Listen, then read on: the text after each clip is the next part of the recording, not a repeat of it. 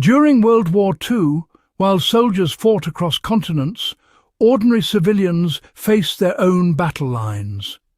In bomb-threatened cities, coastal towns, and quiet countryside villages, families learned to defend their homes with whatever they had, without firearms, without fortifications, and, often without any official guidance. These were not trained soldiers, but blacksmiths, farmers, teachers, and mothers who just refused to be unprotected in an age when danger could arrive in the night. Before alarms or surveillance cameras, there existed a network of silent defences, clever, practical, and honestly, surprisingly effective. The forgotten civilian defence systems of the Second World War reveal how resilience and ingenuity can protect more than any weapon ever could. The story begins not in bunkers or on battlefields, but in ordinary houses reinforced with cunning, not concrete. These methods were considered so effective at slowing down raiders, saboteurs, and looters that many post-war governments discouraged civilians from sharing or rebuilding them, believing their techniques could complicate law enforcement or inspire guerrilla tactics. Yet their principles remain as relevant today as they were under blackout skies. Protect your space by thinking like the invader, not the victim. Civilians learned to make homes disappear from the sky. During air raids, visibility was death. A single flicker of light through a window could mark a target for enemy bombers. To prevent this, blackout discipline became a science. Civilians layered heavy curtains, painted window glass with tar-based mixtures, and even used soot from fireplaces to darken panes. Beyond the city, country homes took extra measures, digging shallow fire pits to redirect light downward, building covered trenches connected to basements, and even planting dark ivy across roofs to dull moonlit reflections. The principle was concealment through environmental blending, an early form of what military engineers later called passive camouflage. In modern times, this same idea applies to rural home defence. A property that blends naturally with its environment is harder to survey or target. Simple steps, like using trees, natural fencing, or textured exterior paint, stem directly from these wartime blackout techniques.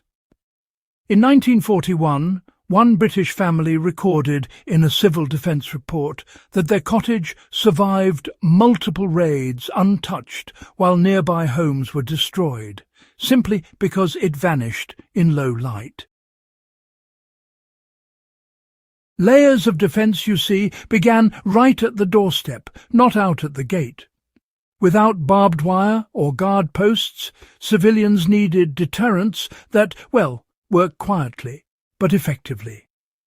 In Britain and occupied Europe, homeowners started rethinking their entryways. Driveways were altered with uneven stone, sand or gravel that crunched under pressure, alerting anyone inside to unexpected movement. Narrow hallways, too, were reinforced with inward-opening doors braced with furniture designed to wedge under handles. A simple yet powerful barricade that could delay intruders for crucial minutes. These setups weren't just improvisation. Manuals from the British Home Guard and the German Volkssturm advised civilians on how to make interior layouts defensive. Furniture placement, secondary escape routes and choke points turned small homes into manageable strongholds. For instance, placing a solid table near a back door provided both a shield and an obstacle. In case of sudden intrusion, civilians could retreat while toppling it to block pursuit. Today, these ideas translate easily. A home can be defended by designing movement paths intentionally, ensuring every entry is visible, every exit protected, and no doorway gives immediate access to a vital space. The key lesson from wartime civilians is that home defense doesn't rely on aggression. It relies on buying time and maintaining awareness. Gardens became barriers and, well, silent alarms. Across Europe, gardens became more than just food sources. They were, in fact, the first lines of defence.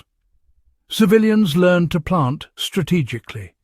Dense hedgerows of thorny shrubs like hawthorn, holly, or pyracantha were used to replace fences that could be cut or climbed.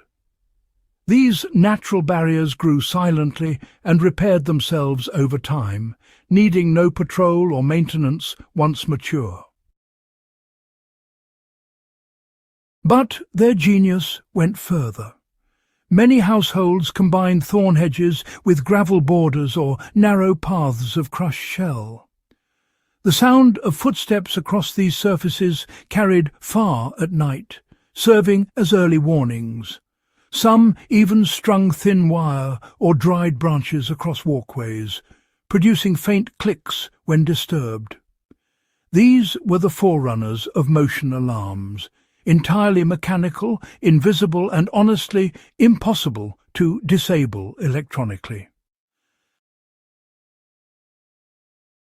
A modern survivalist could use this same method without appearing fortified. A gravel walkway around a house or beneath windows serves as both decoration and detection. In rural settings, planting thorny shrubs beneath ground floor windows is still one of the most effective natural deterrents available, a direct descendant of Second World War civilian ingenuity. Simple traps slowed intruders without causing harm. While lethal traps were banned, many households designed non-lethal deterrents meant to slow and confuse. One of the most common involved balance and surprise. British civil defence pamphlets described the use of loose floorboards or slippery soaps on entryway tiles, forcing raiders to stumble and make noise.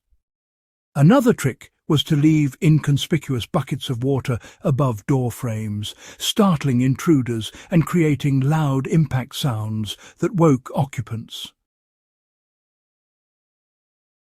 These devices weren't meant to harm. They were meant to buy seconds. Just enough time, really, to flee or alert neighbours. In parts of Eastern Europe, families used tripwires connected to bells, tools, or even empty cans hung behind doors. They were crude, but honestly, they worked.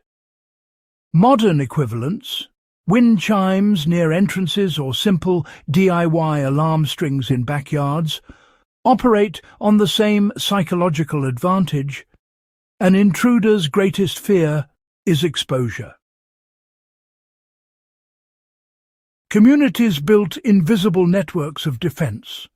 Perhaps the most powerful defence system wasn't physical at all.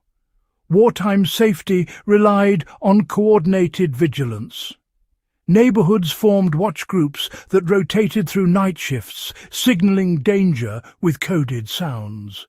3 knocks on a pipe, a single whistle, or a flicker of light through a window.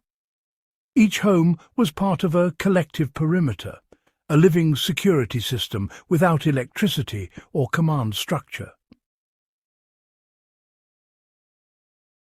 This concept endures today in rural and suburban watch systems. A small, close community is always safer than any locked door. During the Second World War, these informal networks often outperformed formal patrols because they were personal, each member defending not only property but people. Anyone studying home defence can learn from that truth. The best protection comes from collaboration. Technology may change, but trust and coordination remain timeless. When studying Second World War home defences, one truth stands out. The most secure homes weren't those filled with weapons or walls. They were those prepared by thoughtful people who used terrain, materials and psychology to turn weakness into strength. Modern survivalists can still apply these lessons: concealment over confrontation, natural barriers over fences, design over deterrence. What worked under blackout conditions still applies when facing modern threats of burglary or disaster. Home defense has never been about aggression. It's about anticipation. To those who value forgotten ingenuity and real-world lessons from history, these stories are more than relics. They are manuals for resilience. Subscribe to In the Beginning to rediscover how ordinary people turned survival into strategy, and share this story so others can learn what history has quietly preserved. The power of preparation beyond the barbed wire.